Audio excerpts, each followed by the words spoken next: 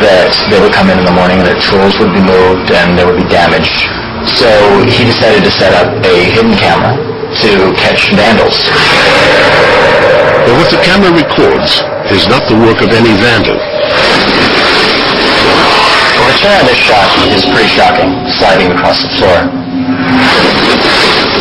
But the most shocking part of this particular piece of footage is the piece of sheetrock. It's actually being ripped from the wall and pulled up and away.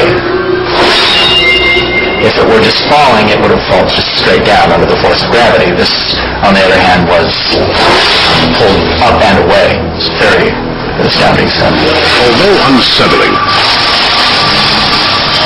these poltergeists appear to mean no harm. In other cases, are far more sinister. Meet professional demonologists, Ed and Lorraine Warren. A poltergeist can be terrifying. So anybody says that a poltergeist is mischievous, they better take a second look. During their 50 years of hunting ghosts, Ed and Lorraine claim to have encountered hundreds of poltergeists. They've also been the subject of numerous books and have consulted on several high-profile cases, including the Amityville Horror. A poltergeist is nothing more than a devil or a demon as far as we're concerned. People say, this guy's going back into the medieval ages. There are no such things as devils or demons. Yes, there are. Our Father, who art in heaven, hallowed be thy name. Thy kingdom come. The Warrens feel that some of the most compelling evidence ever recorded has been videotaped by them in this Connecticut home. For months, the family, whose faces are obscured to protect their identity, have been tormented by what they fear is a poltergeist. Ed attempts to communicate with the troubled spirit. One knock for yes, two for no. Are you a man? Are you a boy? The mother leans against the kitchen table, her hands in full view, as Ed continues asking questions. You want the people in this house to move. One knock for yes, two for no. Yes. Okay. Who is it that you don't like the most here? Is it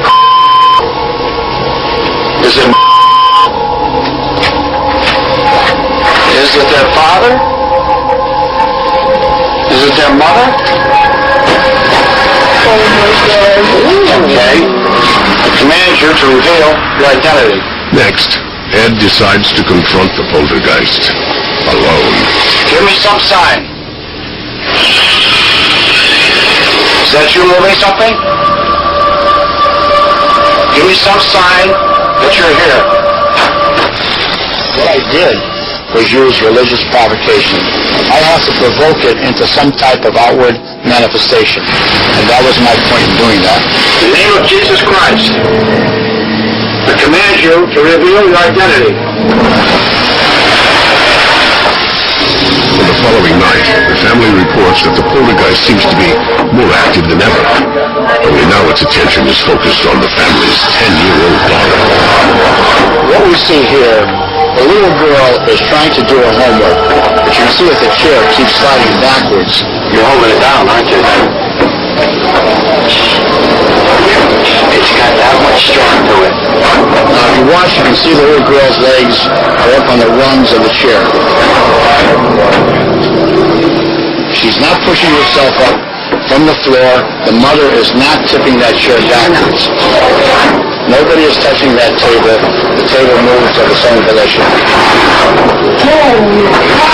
Don't be scared. Sadly, this frightening ordeal finally drives the girl to tears. We've done this many times. Everything's going to be okay, girl. Yep, trying to talk for us. All right.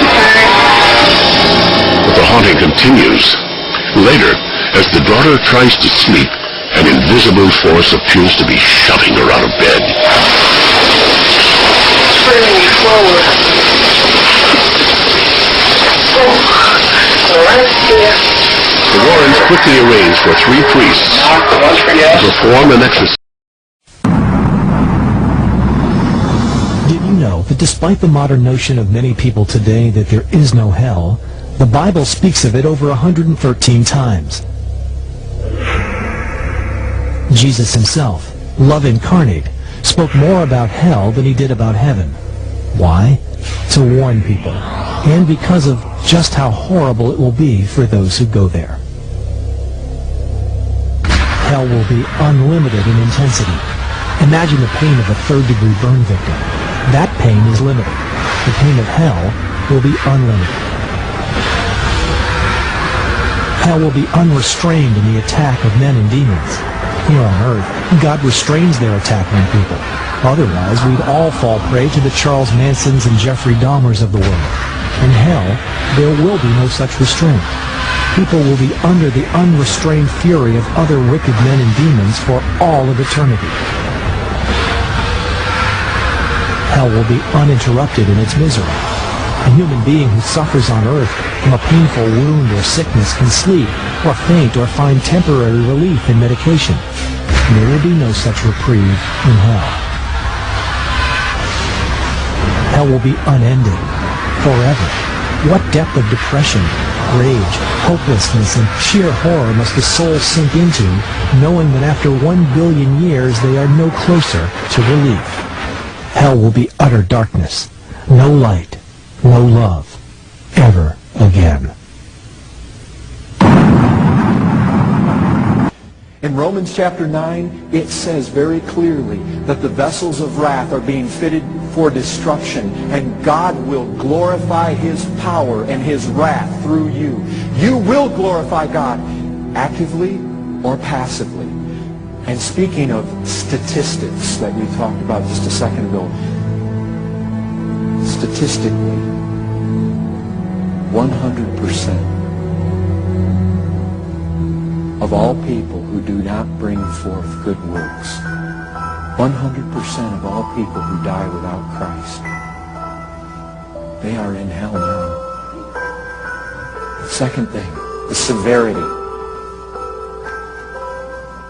I have literally trembled as I have studied this topic.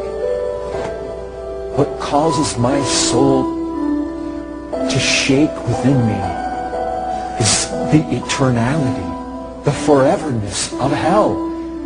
But when you think about the severity of hell, you begin to realize it is no slap on the wrist. Hell is fearsome. It is dreadful. We read our Bibles and we can pass over those texts so freely, so easily, weeping and gnashing of teeth. Because more than heaven, Christ spoke of hell. More than love, Christ spoke of eternal destruction. More than the church to come, Jesus warned of God's wrath and judgment and hell to come. In the time it takes me to finish this sentence, 30 human beings awoke.